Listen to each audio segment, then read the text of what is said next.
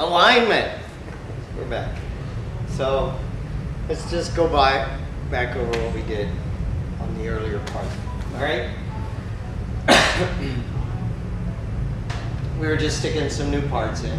So we got it all floating. We had the floorboard brackets off. You guys saw that. Motor mount was loose.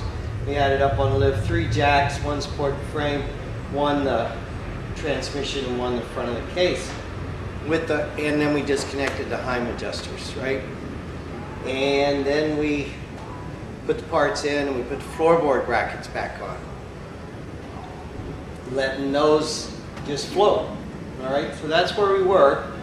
I got it pretty much that part all back together. Like I said, I left the exhaust loose and the other stuff was loose. It was all floating. We put the rears on, okay? And we've let it set where it would be in the frame. We're gonna check it. Before we check it, let's go over some of this stuff we've done since. I'm assuming you watched the other alignment video, the one where we're doing it on the floor.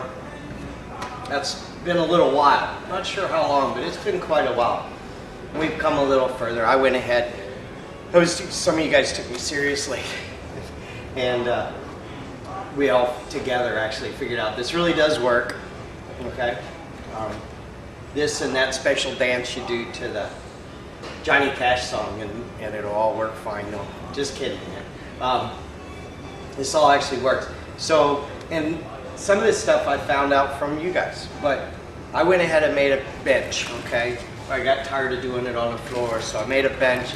It's got my trusty handy jack in the middle there, and I made the adjusters for the height, just like I had any other jack for the, to level it, okay? And I actually took a chalk, a tire chalk, you know, from Harbor Freight. Oops, there we go again. And I bolted that to an old rotary table that I had. That's a little too sloppy for the mill anymore, but you can see, so I got that. So now I can just dial it in. I can even, what's real cool is I can come off of it and come back on to 90 a couple of times, make sure everything's okay. You know, or it's still reading the same. Also, a lot of you guys call me about what to do. Where did I get all this stuff? So I got these Husky, I think they're from Harbor Freight. No, not Harbor Freight, I'm sorry. Home Depot, I'm pretty sure.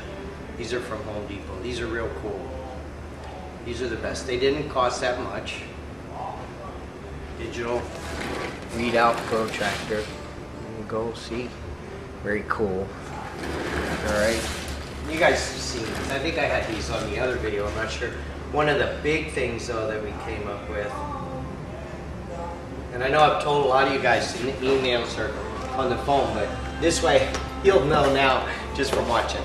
Another thing, okay, Craftsman, Craftsman, 90 degrees scrolling laser levels. Yeah, really is the best thing, man. $34.99 each. Obviously it's Sears. Better get them. We don't know how long that's going to last, huh? Yeah. And it's a wonderful place. Comes in this really cool, whoops. That was just one of the little parts. Comes in this really cool foam heavy case. Look, so you can see where it's been pretty beat up. Still doing good. It's very cool. It's these guys, see? Little deal there. Boom. Just switch. Put that on. Oh, don't want to blind you with a laser light. Mess up my camera. But yeah, really nice. They just go right onto the rotors. How's that, huh? That worked nice. Can we get a line down there? I'm going to show you all that. Okay? But let's set it up. So let's check it out. I'm real curious to at some of the stuff we got. I'm sure I'm forgetting something, but I'll remember later after I'm all done. So yeah, we got the lasers, new lasers, rotary table. This all working really, really cool. Not that you need to be making one. You still do it on the floor, same way we did it. So we let the parts float. Let's see what we got, all right?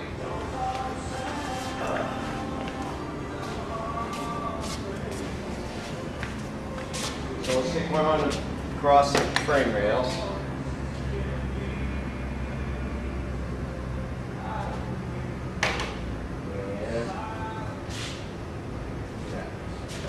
You can see this is so nice. I just roll them up in there now and it holds the bike. I can adjust the level a little bit.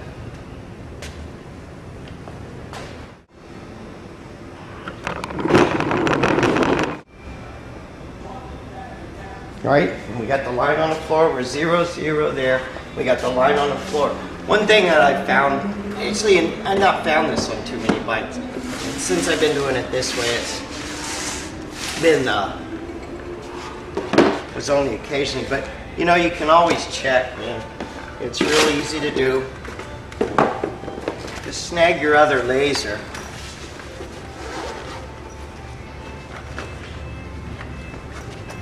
And find a place, there's a flat spot, a kind of a flat spot here on your front floorboard bracket. You can find, and get that up on there. Can you see that? Yeah, you can see them both, huh? I'll get you over here a little more so you can see. See, they're both pretty parallel, so that's cool. So the wheel and the frame are pretty close. I think if you even got it onto the floor and shot it, I'd have to say they're darn close, okay? So that's all good. So our frame's going straight, bike's going straight, all that stuff. And there's one more look. See, that's still the one. You have 2 lasers on right now. We got one on the front rotor, and which looks really good. And remember, this is all just with the parts just floating, and one on the frame, trying to shoot a straight line off the frame. And you can see those are both pretty darn parallel. So that's all good. Let's put one on the rear rotor and see how the front and the back compare. So we'll take this one off of the frame. And we'll just pop it back here on the rear rotor. And we'll check while we're back here, we're still at 0, 0. We'll turn that on.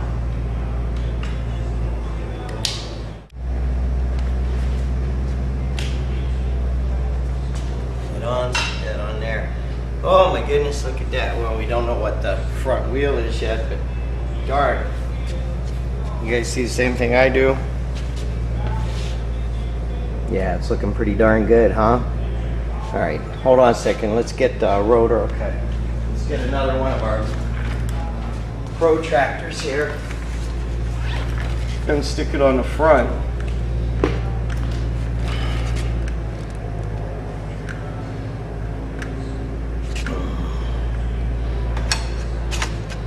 Make sure you can see all that.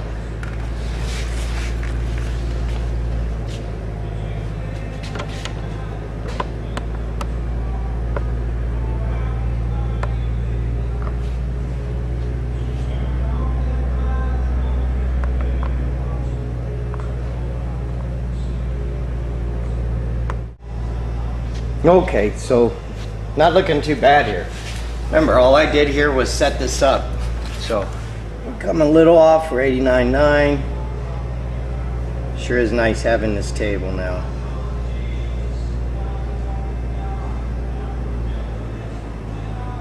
You can see all that changing. Little over, come back up on that. Yeah, remember, this is just barely moving. Let's come back up on that one more time. 90. 90. Okay, everything's straight. You guys see that? So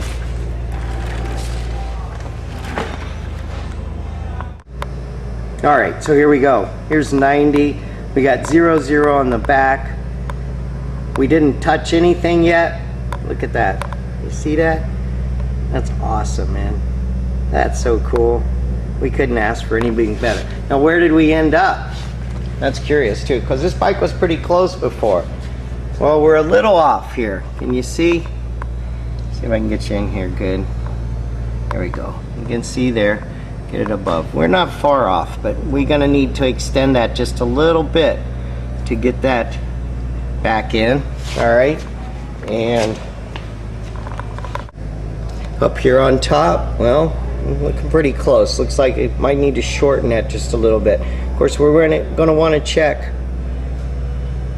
We're gonna want to check our 90 on the rear too. Hang on, we'll do that real quick. Okay, so here we go, man. We got 89.6. We got 0.0 on the back. We got 89.6. It's actually floating between 89.6 and 89.7. I'm not touching that. We got, these are the two lines.